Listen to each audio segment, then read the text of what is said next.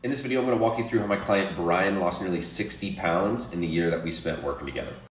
So this was the first couple weeks of him starting his tracking and his program. So he was 231, 5'11". We started him out at about 2,500 calories, 190 grams of protein. His fat was set at 35% of his calorie intake, and then carbohydrates made up the rest. You can see off to the right the steps that he was getting. Then you can also see his meditation and the time he spent meditating as well. And then you can see the trajectory of his weight.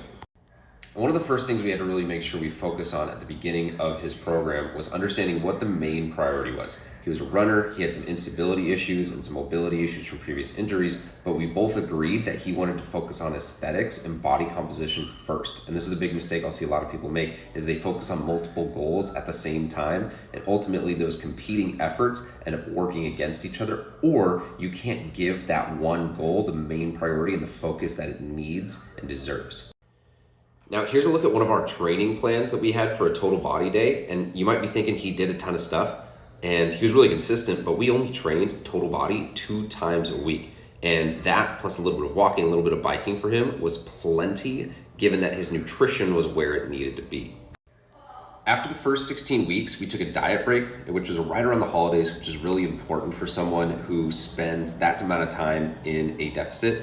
And that allowed his hormones to balance, that allowed him to psychologically get a little bit more of a reset. And then when we came back after the holidays, we went into another deficit.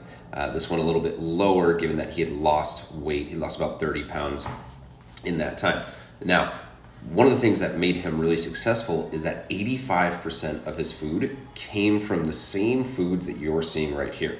And this isn't to say that he had a boring nutrition, but he was really consistent because everything was really predictable. And when you create structure, that allows you to create freedom with drinks, social events, and other things outside of this structure that he created.